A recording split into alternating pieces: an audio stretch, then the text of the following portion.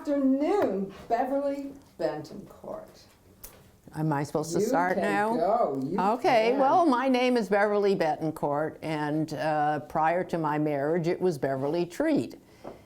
And I was born in the 1930s, and back at a time when Orange was mainly a farming community. And I would like to list some of the farms that I remember. Some of them are still in existence. There was the Field View Farm owned by the Hines, and it was on the Derby Milford. No, it was on the Derby Turnpike Right, and that's Orange right. and Grassy Hill Road. And then coming down Grassy Hill was my farm, my father's farm. And then further down was the Clark Farm on Grassy Hill, Walter Clark. And then there was the Wright Farm on Old Grassy Hill Road. And there were several Clark farms in the center of town. I think it was Ben Clark and Hannah Clark. And, and then the Andrew Ewan Farm on Lambert. And Sperry Farm on Russell Avenue. And along Indian River Road were the Casacrios, the Capisalatros, the Foyer Farm, just to name a few. And also, aside from the farms, there were two seed companies. One was S.D. Woodruff on Old Grassy Hill, and the Asgrow Seed Company, or the Associated Seed Company on Derby Milford Road, and called Asgrow. And as young people, we were often hired to go down there and pollinate. And I used to ride my bike down Grassy Hill all the way down to the end of,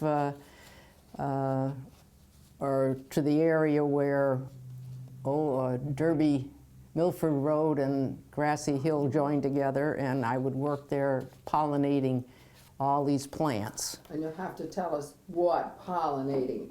What did you do? Well, they gave us different, we had corn and tomatoes and cucumbers and all those things, and we would take the tassels off of, or the pollen off of one and spread it on the tassels of another and put the bag over it and mark it with what the combination was. And they were trying to get better seed. Okay, so actually like a cross-pollination. Yeah, it was cross-pollinating. Okay. And the area between the Weppawag and North Greenbrier and all the area south of Clark Road were all fields, and all the area up Derby Milford Road were all fields with vegetables in them that we pollinated. So I grew up in the 30s and 40s, which was a turbulent time for this country. First there was the stock market crash leading to the Great Depression, and then World War II. And although it was very disruptive, the people in the town of Orange were very kind. I remember them being very willing to help and lend a hand to others in need. And in fact, during that period, I remember seeing men walk down Grassy Hill from the valley, having lost their jobs, and they would often stop at my house or my parents' house and ask if my mother could lend them food. They could get something to eat, or if it was dark, they would ask if they could sleep in the barn. And these requests were never denied. And farmers helped each other out. It was always a great time as far as being caring. And And also during this time, there were men that came up either delivering services or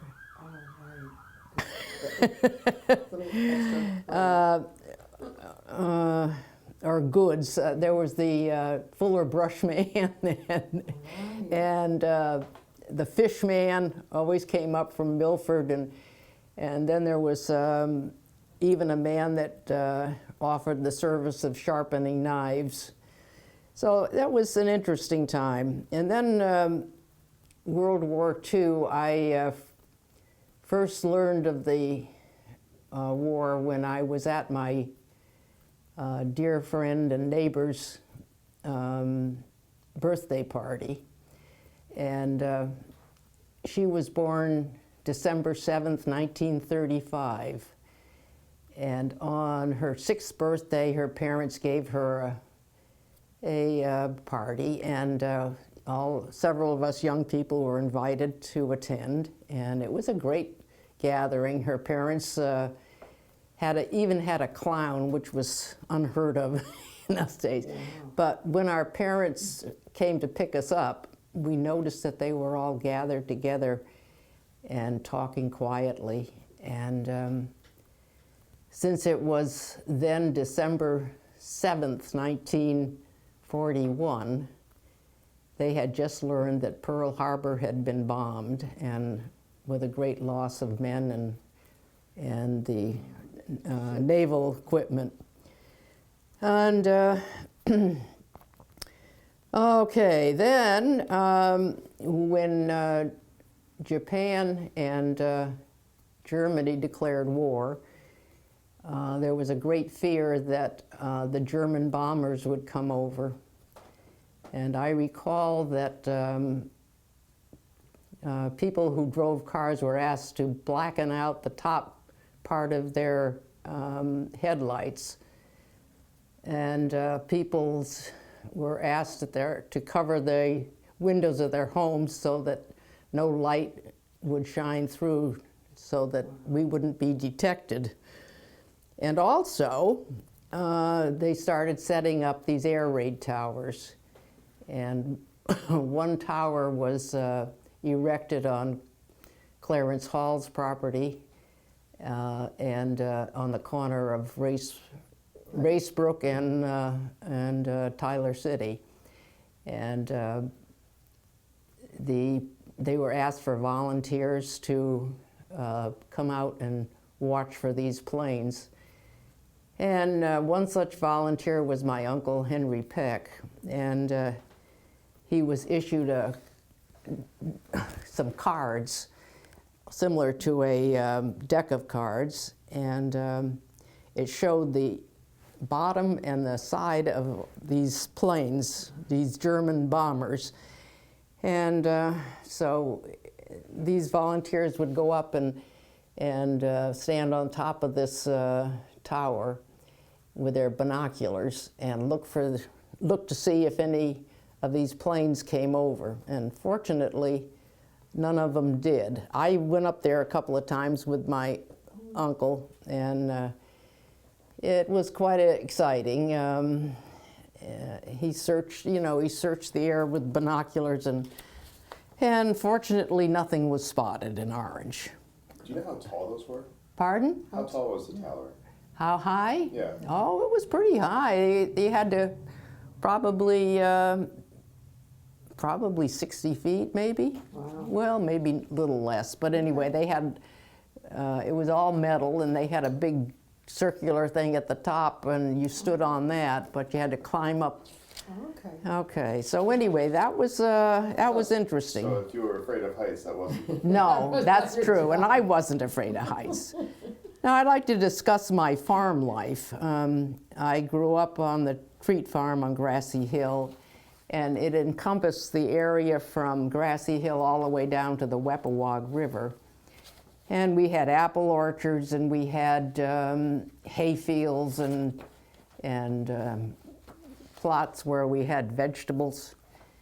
And we had a roadside stand also where we sold our produce. And we had all these animals also, workhorses, cows, chickens, pigs, sheep, and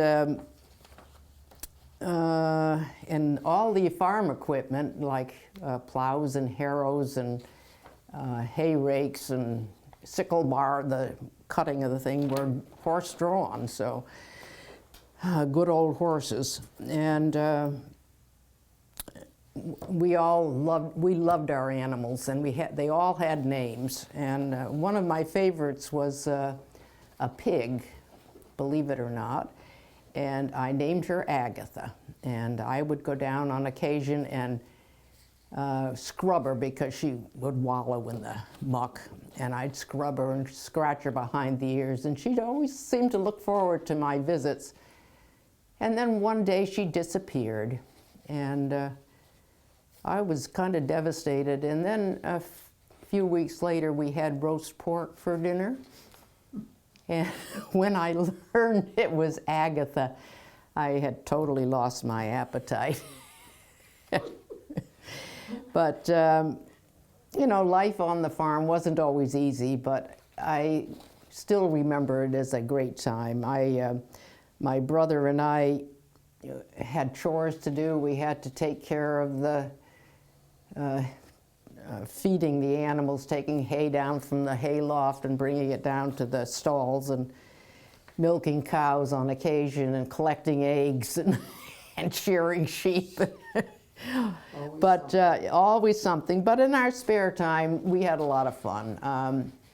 We skated. Oh, in the summertime, we would ride our bikes, and all over town, as a matter of fact. And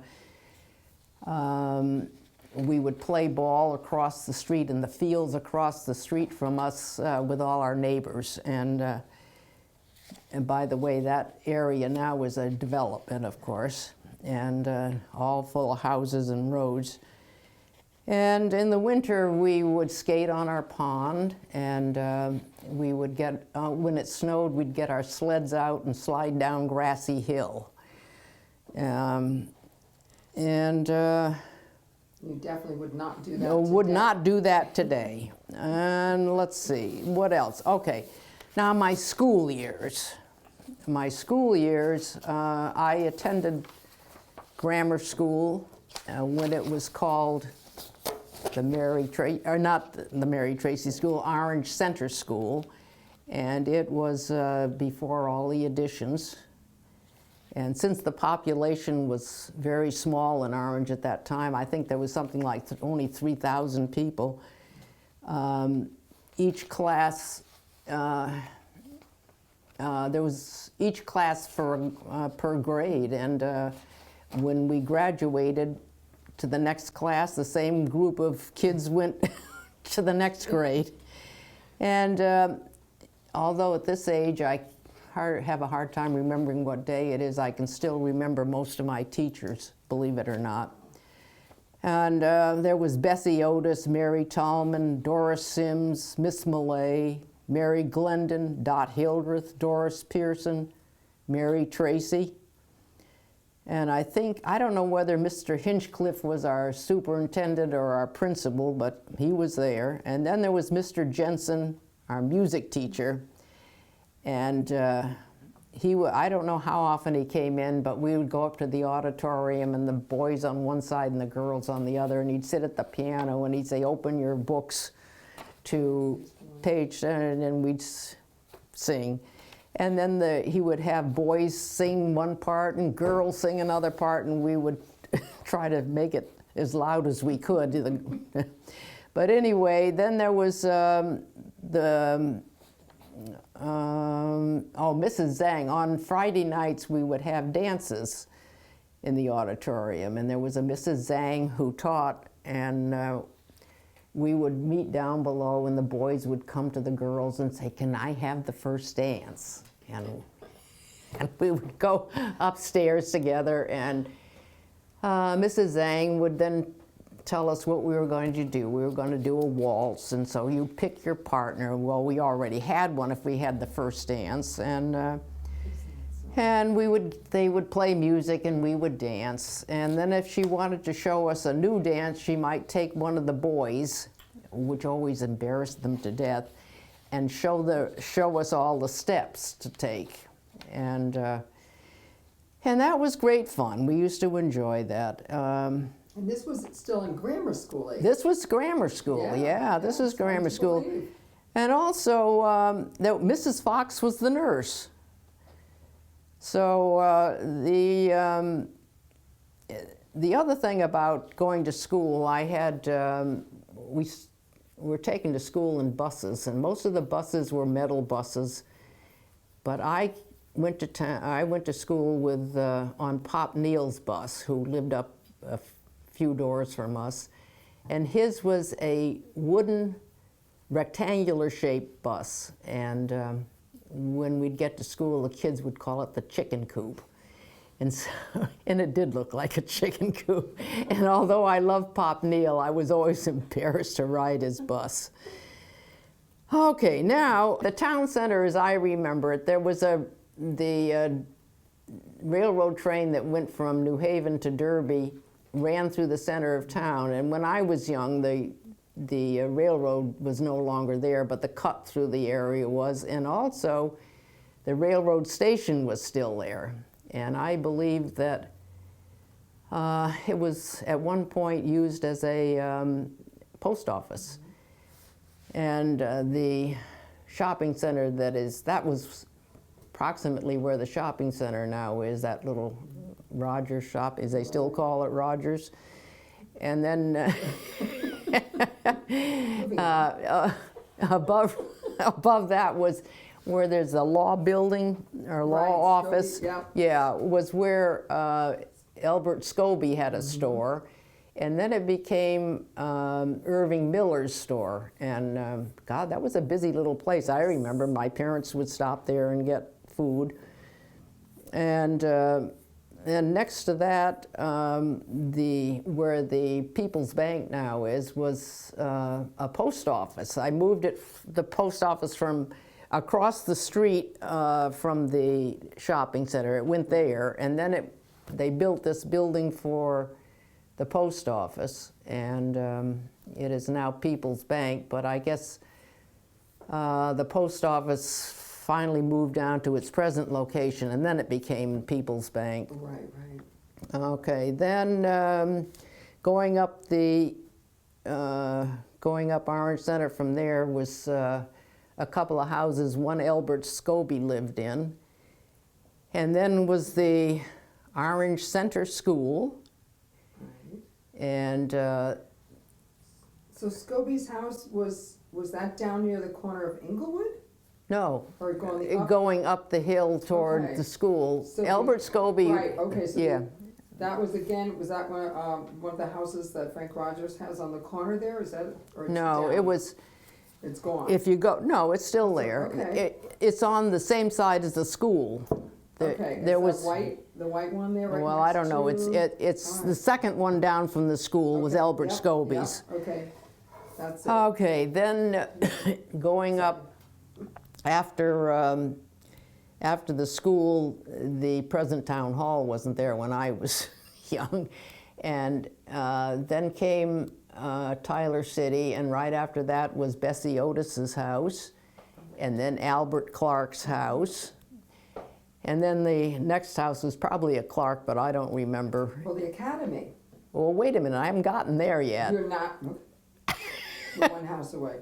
Okay, then the building that it now houses the Orange Historical Society was the town hall. And my father was town clerk and tax collector from 1948 to 1963, and he worked there along with Kay Pardee, who was assessor. And in the center also was the town green.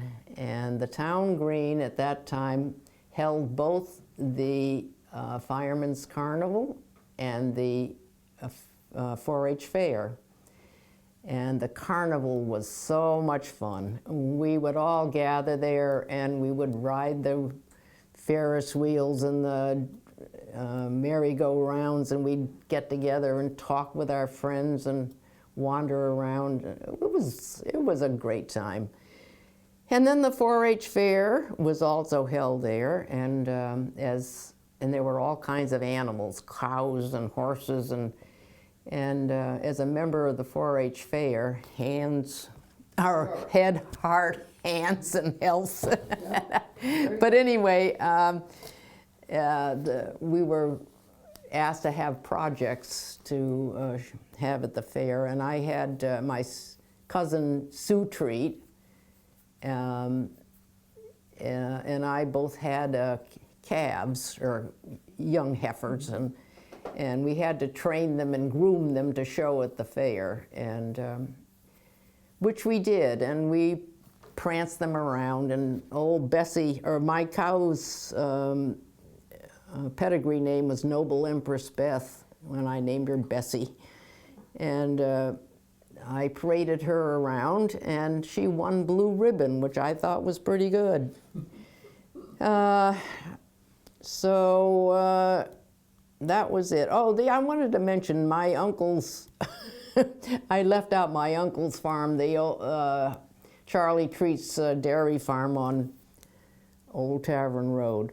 But anyway, the post road, that's another thing. I will start up near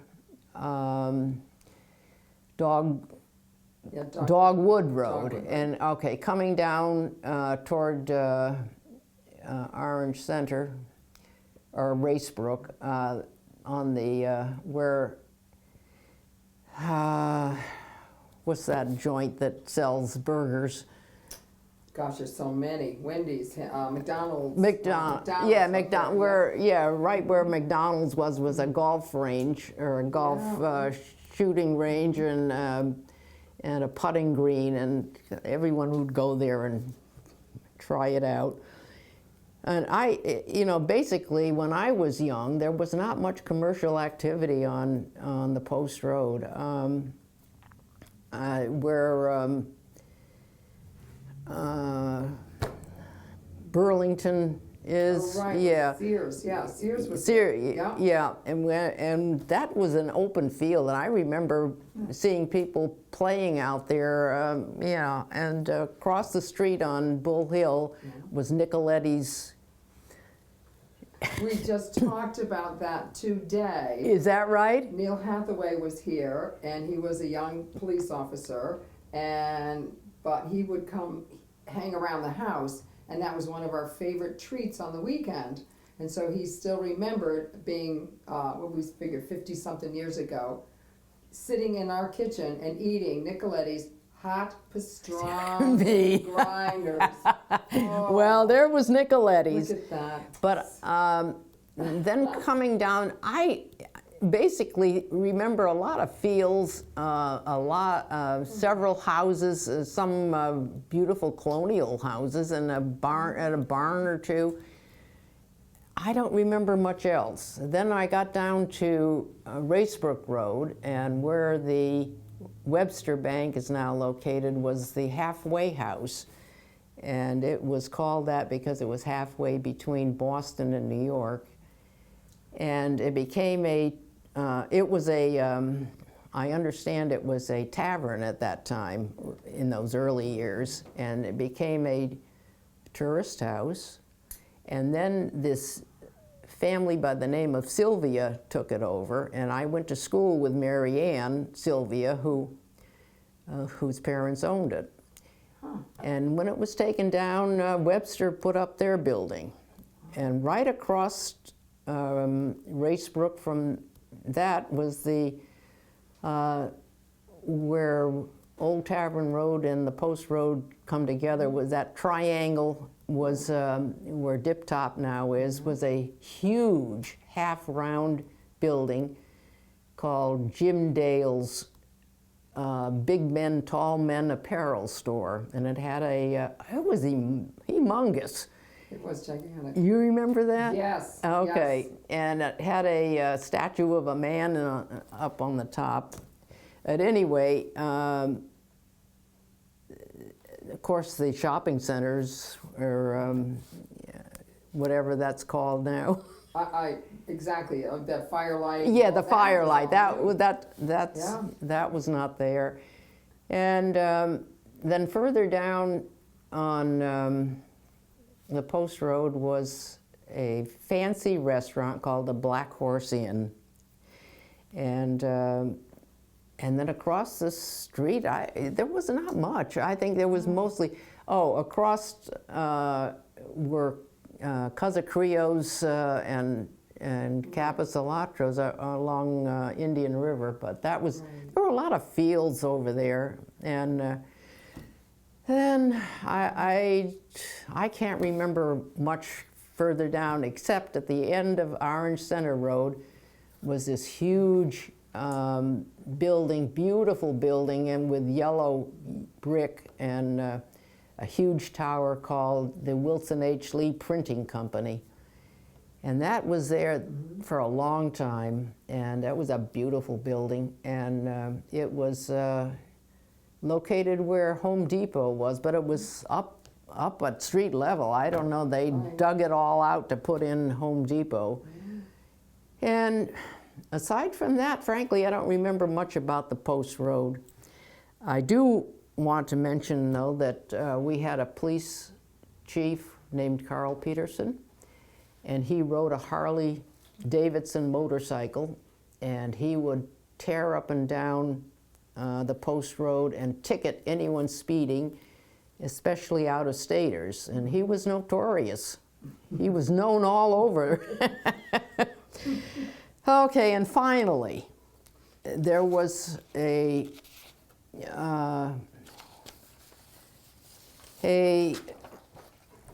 couple of guys from New Haven who decided they would like to set up a suburban city, and they wanted to put it next to the railroad, the same one that ran through the center of Orange.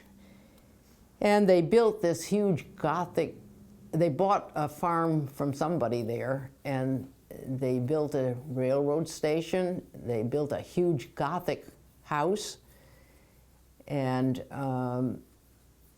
when I don't know much about it, but when the railroad came to an end, their project came to an end. But what I remember was that for some, I don't know who set it up, but there was a riding stable and a corral, and you could go there and rent a horse or hire a horse to ride in the corral, and the Gothic house was still there. It was humongous. I mean, as a kid, I remember that being a huge, beautiful old house. And so my uncle, the same one that was the volunteer at the air raid towers, Hal Peck, took me there because my only experience riding horses had been on the back of huge work horses. And he took me there to learn how to ride like a lady and learn how to post. And so we would go over there and ride around the corral. And then you were allowed to go down the cut made by the railroad. Okay. You can still see those cuts, yeah. Yeah, ours up there. Yeah, and that's what we did. And we went over there, and I don't know as I ever learned how to ride like a lady, but I was given the opportunity. And finally, I would like to say that I am so glad that I met my dear cousin, Judy.